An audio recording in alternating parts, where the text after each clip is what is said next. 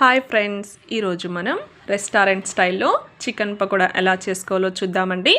ఇప్పుడు నేను దీనికోసం 1 కేజీ చికెన్ తీసుకున్న దాన్ని నీట్గా కడిగేసి ఒక బౌల్లోకి తీసుకున్నానండి.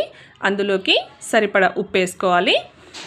ఆ ఉప్పు వేసేసుకున్న తర్వాత అల్లం వెల్లుల్లి పేస్ట్ అందులోకి వేసుకోవాలి. 1.5 స్పూన్ వరకు ఇంట్లో ప్రిపేర్ చేసుకున్నది అండి. దాంట్లోకి 1.5 స్పూన్ కారపొడి వేసుకోవాలి. దాంట్లోకి కొంచెం అంటే చిటికెడ వరకు లేదంటే 1/2 స్పూన్ వరకు గరం మసాలా వేసుకోవాలి. ఒక ఆచి చికెన్ మసాలా ప్యాకెట్ వేసుకుంటున్నానండి అందులోకి. అది అయిన తర్వాత స్కిప్ చేయాలంటే స్కిప్ చేసుకోవచ్చండి, లేదంటే ఫుడ్ కలర్ కూడా వేసేసుకోవచ్చు.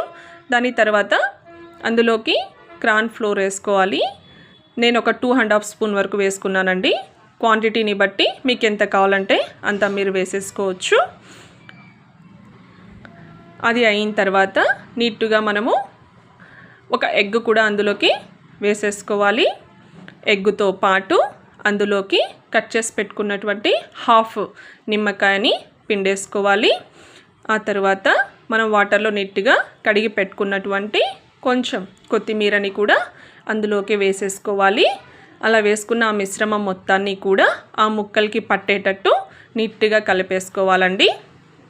ముక్కలకి పట్టకపోతే మాత్రము టేస్ట్ బాగుండదు, కాబట్టి నీట్గా ముక్కలకి అంటేటట్టు మనం కలిపేసుకోవాలి. అలా కలుపుకున్నటువంటి ఆ పేస్ట్ మిశ్రమాన్ని మొత్తాన్ని కూడా ఒక 15 నుంచి 20 నిమిషాల వరకు అలాగే బౌల్లో పెట్టేసుకుంటే సరిపోతుందండి. ఎందుకంటే అప్పుడే టేస్ట్ బాగుంటుందండి. వెంటనే చేయడం వల్ల టేస్ట్ పెద్దగా తెలియదన్నమాట మనకు. ఇప్పుడు మనకు రెడీ అయిపోయిందండి చికెన్ మిశ్రమం అనేది. ఇప్పుడు మనం పెనంలో ఆయిల్ వేసుకొని హీట్ ఎక్కిందా లేదా చూసుకుందాం.